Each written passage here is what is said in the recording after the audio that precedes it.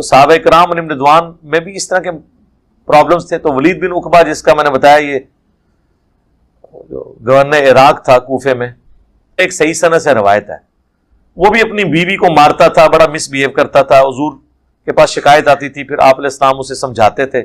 Ultimately وہ باز نہیں آیا تو حضور نے ہاتھ اٹھا کے اس کے لیے بد دعا کی تھی.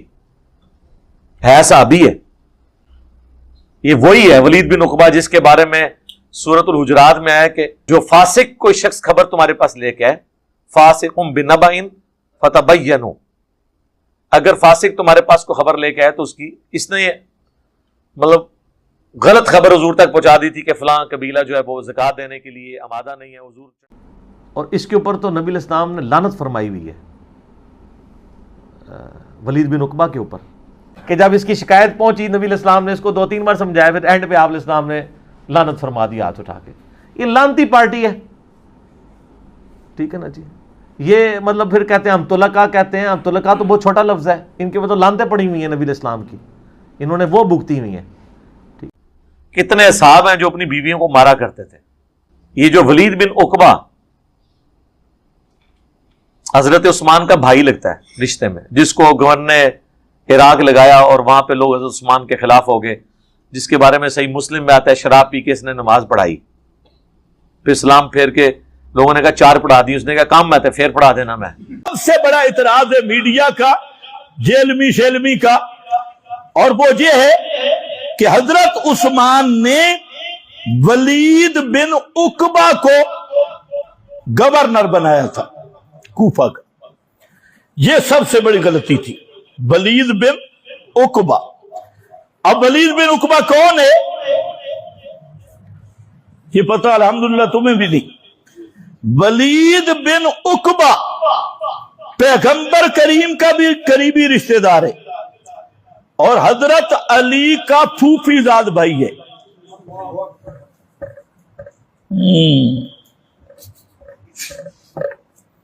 پھوپھی زاد بھائی.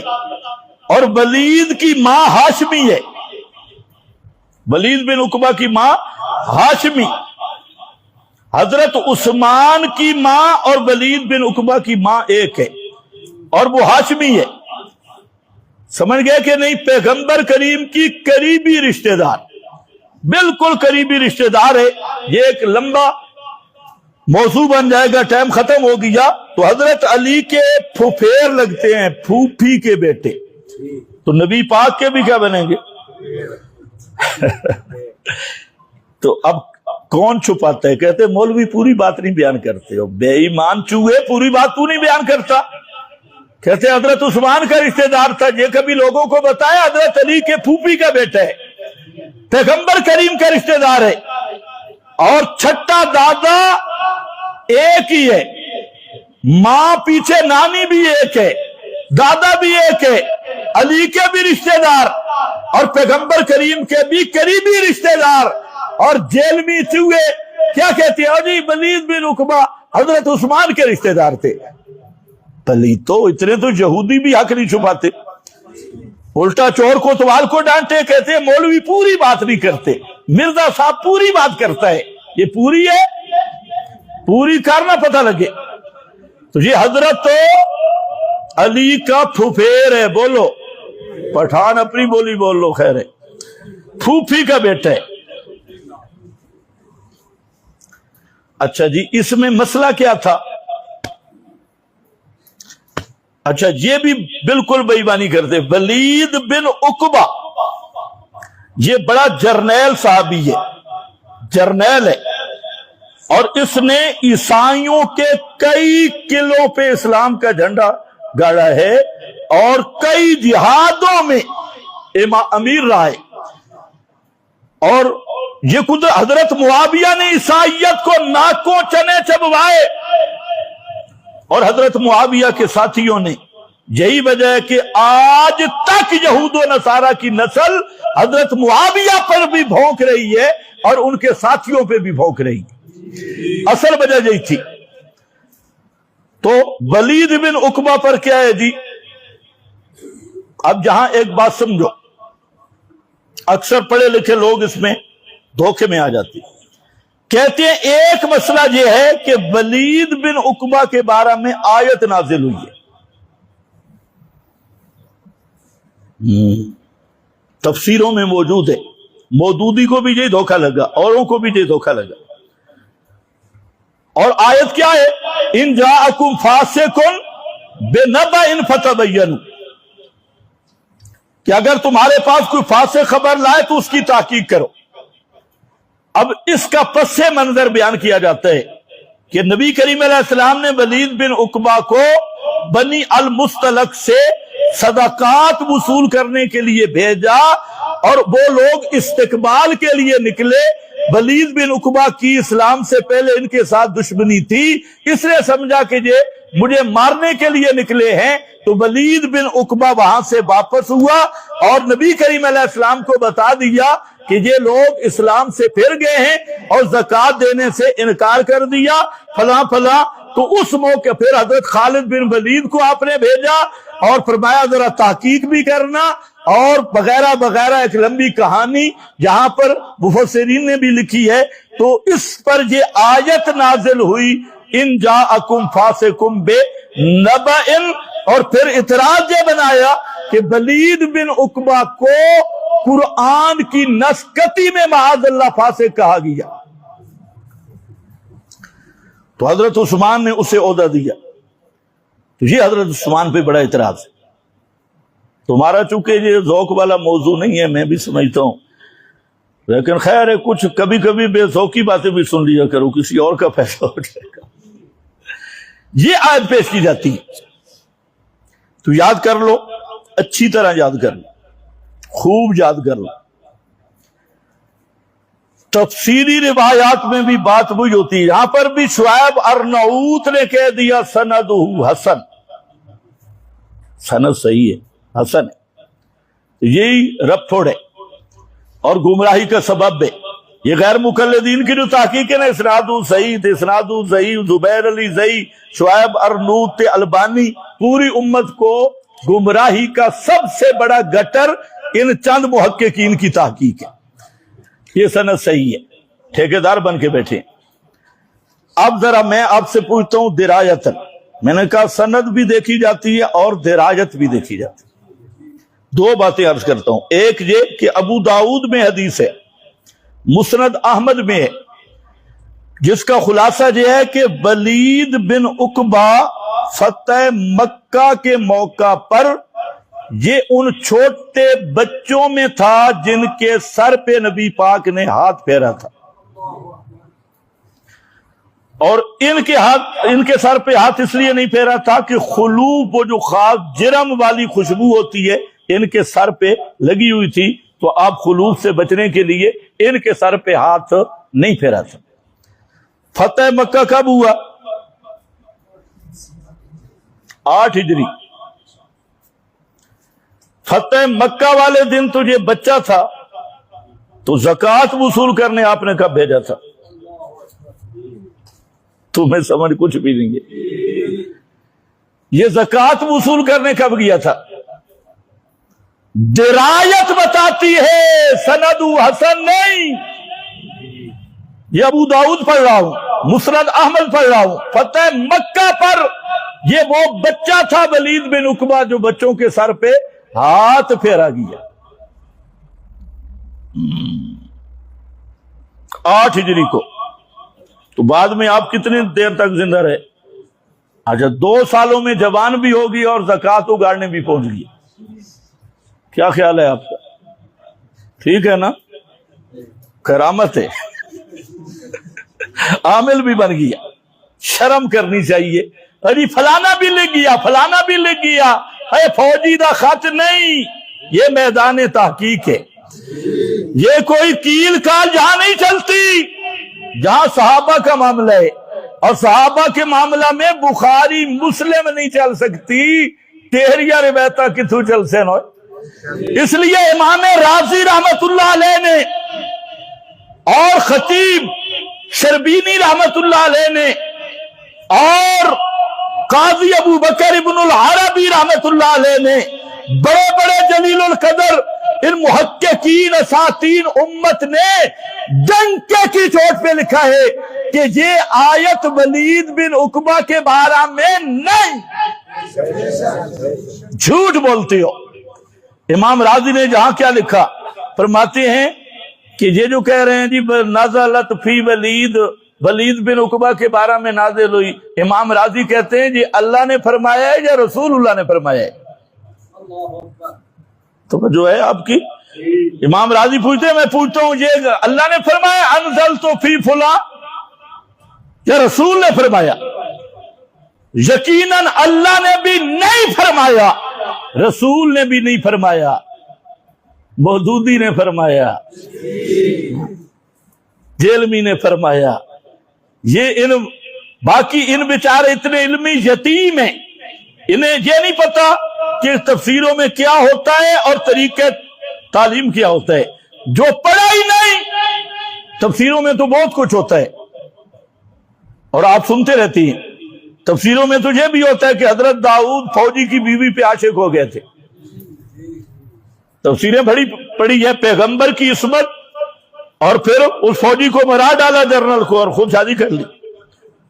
تفسیروں میں تو یہ بھی لکھا ہے حضرت یوسف زلیخا کا جو واقعہ عجیب لکھا ہے، اور سارا وہ بیان کرنے کے قابل بھی نہیں۔ جئی تو وہ طارق جمیل ثانہ اللہ، اس کو غلطی لگی کہ وہ تفسیری روایات حضرت یوسف کی توہین کی، وہ گدھے والا واقعہ جو پیش کیا وہ قابل بیان ہی نہیں۔ یہ ایسے جاہل لوگ ہیں، اسی لیے ان جاہلوں کو پتہ ہی نہیں کیا دلیل کیا ہوتی ہے، ماخذ کیا ہوتا ہے۔ بس جی فلانی تفسیر میں لکھا ہے، فلانی چیز میں لکھا ہے، اور پھر یہ نہیں دیکھا کہ قرآن کیا کہہ رہا ہے۔ یا ان جاءکم فاسقٌ بنبأ، اگر کوئی علماء ہو تو وہ خدا کے لیے توجہ کر لے۔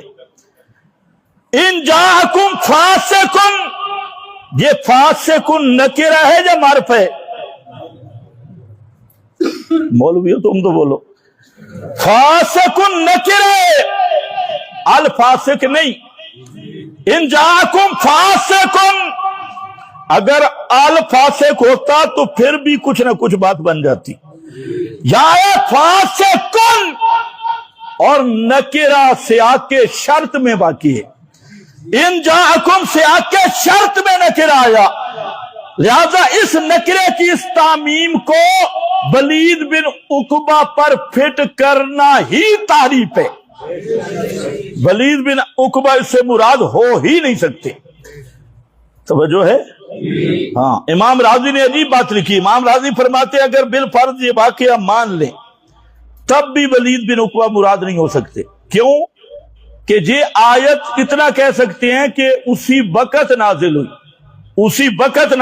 یہ اگر کوئی کہے تو اس سے کیسے لازم آیا کہ ولید بن عقبہ فاسق سے مراد وہ ہیں؟ یہاں تو ضابطہ کلی بیان ہوا ہے۔ تو ولید بن عقبہ کو فاسق اللہ نے بھی نہیں فرمایا، پیغمبر نے بھی نہیں فرمایا، قرآن میں بھی نہیں آیا۔ پیغمبر اللہ رسول دونوں فرماتے ہیں کہ نبی کے سارے صحابہ جنتی ہیں، اور قرآن نہیں پڑھا کرا الیکم الکفر والفسوق والعصیان، یہ بھی اسی صورت میں آدھی دیکھتے۔ تو یہ وہ بات تھی جی ولید بن عقبہ اس آیت کا مصداق، اس آیت کا مصداق موجودی ہے، سبا ہے۔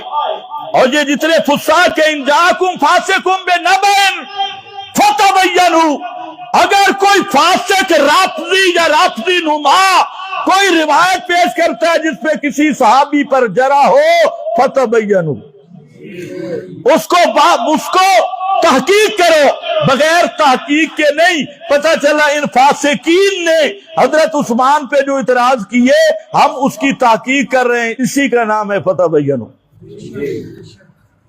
پھر جی ولید بن عقبہ نے شراب پی تھی، حضرت عثمان نے حد لگائی تھی۔ جیلمی کو آتی ہیں 4 روایتیں، جدھر پھرو چوہے کو 2 ہریڑیں مل گئی، پنسار سٹور، جرنل پنسار سٹور، اوپر بورڈ لگا لیا۔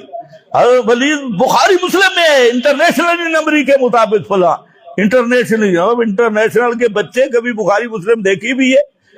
वहीदुल ज़मान जब जुबैर अली सही का तर्जुमा देखता है, उठा जरा बुखारी मुस्लिम में क्या है, तो याद रख लो वलीद इब्ने उकबा पर कूफियों ने इल्जाम लगाया था शराब पीने का। क्या किया था? इल्जाम लगाया था। साबित वाकया नहीं था, इल्जाम था। और ये मैं नहीं कह रहा, ये जितने भी अल्लाह मुहक्किकीन उलमाए सब ने इस पे तसरीह की। इब्ने जरीर ने भी, अल्लामा सखाबी ने भी, इमाम इब्ने हजर अल अस्कलानी शारे बुखारी ने भी, बड़े बड़े आइम्मा ने तसरीह की। और उनके लफ्ज ये है, फरमाया इन्ना बाज़ा अहलिल कूफा तअस्सबू अलैहि फशहिदू अलैहि बिगैरिल हक्के, कि वलीद ने शराब पी नहीं थी। हाँ, कूफी बदमाश चंद एक जो हरामखोर किस्म के लोग थे, उन्होंने एक सकीम और कहानी बनाई कि वलीद को माजूल करना चाहिए, जो सख्ती ज्यादा करता है। उन्होंने वलीद बिन उकबा पे झूठा इल्जाम लगाया था शराब नोशी का। ये नहीं है कि वलीद ने शराब पी थी। ये बड़े एतराज हैं जी वलीद को। और फिर इस इल्जाम की वजह से हजरत अली की मुशावरत से हजरत उस्मान ने इनको माजूल भी कर दिया, माजूल भी किया। और इनकी जगह अबू मूसा अल अशरी को गवर्नर भी मुकर्रर किया। तो ये हजरत वलीद बिन उकबा पे एक झूठी सकीम थी, साजिश थी और माजूल करने की। और कूफियों का मिजाज आप वैसे भी जानती हैं। तो हासिल ये है, टाइम भी खत्म हो गया। मैं अर्ज ये करना चाहता था कि हजरत उस्मान रजी अल्लाह ताला अन्हो पर ये लोग जितने एतराज करते हैं सब झूठ पे मबनी हैं, फिस्क पे मबनी हैं, कज़्ज़ाब शत्ताम रावियों की गप्पे हैं। और उसूल ये है, जब हजरत उस्मान की सोहबत तवातुरन साबित है, उनका जन्नती होना मुतवातिर साबित है, तो अब दुनिया का कोई राफदी मौदूदी जेलबी, कोई दुनिया का ऐसा शैतान वो आए मैदान में और तवातुर के मुकाबिल तवातुर पेश करे, कहानियां न सुनाए, गप्पे न सुनाए। वरना हमारा तो इस पे ईमान है, उलाइका हुमुर राशिदून, उलाइका हुमुस सादिकून, उलाइका हिज़्बुल्लाह, उलाइका हुमुल मोमिनून हक्का इन आमनू बिमिस्लि मा आमनतुम बिही फक़द इहतदौ आमिनू कमा आमनन नास। हमारा इस पे पूरा ईमान है कि पैगंबर के सारे सहाबा मेयारे हक भी हैं और अल्लाह के मर्जी भी हैं और सब सहाबा जन्नती भी हैं।